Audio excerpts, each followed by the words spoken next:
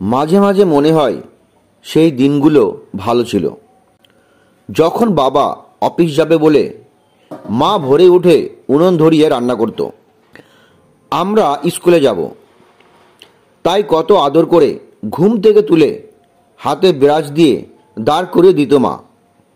চোখে তখনও ঘুম। স্কুলে কিন্তু আমরা হেঁটেই যেতাম, বেশ খানিকটা দূর হলেও। স্কুল বাস বলে আমাদের কিছু ছিল না।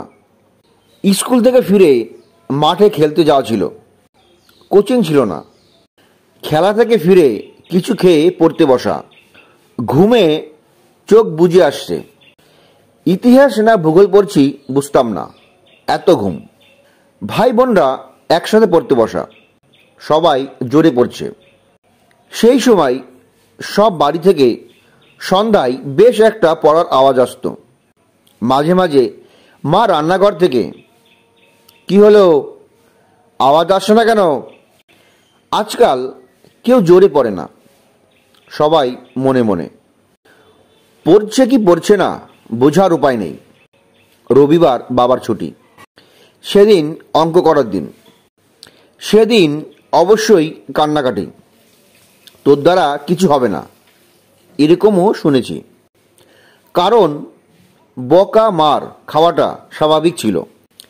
এখন তো শুনি পরীক্ষার আগে পড়াশোনা না করলে, মা বাবা বকলে আত্মহত্যা করে বাচ্চারা।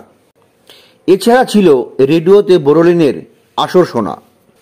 রবিবার বিকেলটা পড়াশোনা করতে হতো না, হয় সিনেমা, বা শীতকালে সার্কাস, বা মামার বাড়ি মাসির বাড়ি ঘুরতে যাওয়া। টিভি ছিল না, কিন্তু সেই নিয়ে কোনো দুঃখও ছিল না।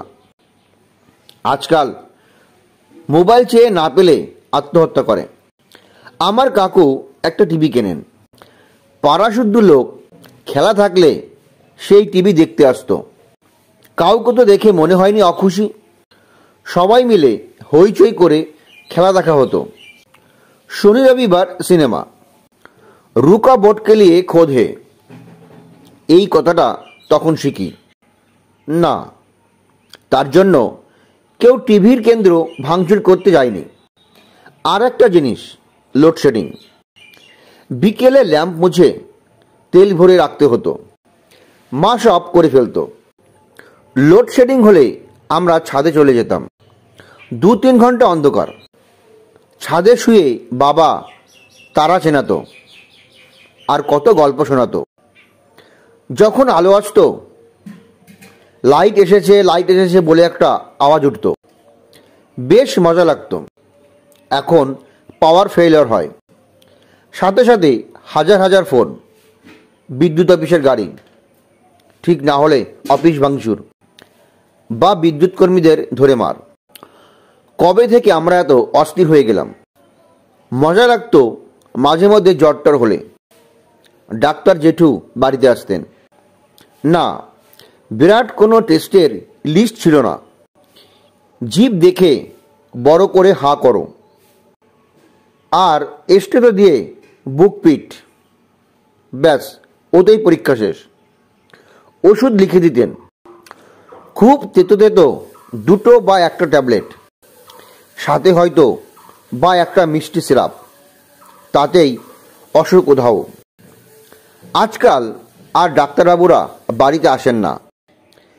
সামান্য জ্বর হলেও গুচ্ছের টেস্ট, আর কত কঠিন কঠিন নাম।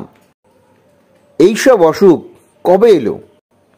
প্রায় সব বাচ্চার ইনহেলার লাগে। কেন? খুব কঠিন অসুখ বোধহয় কমলেকেরই হতো। হাসপাতালে যাওয়া মানে বাচ্চা হওয়া বা খুব বয়স। এত ভিড় ছিল কি? জীবন বড় জটিল হয়ে গেছে, সাথে মানুষের মন। বড় অশান্তি চারিদিকে। সেই কিছু না থাকা শান্তির দিনগুলো কি আর আসবে না?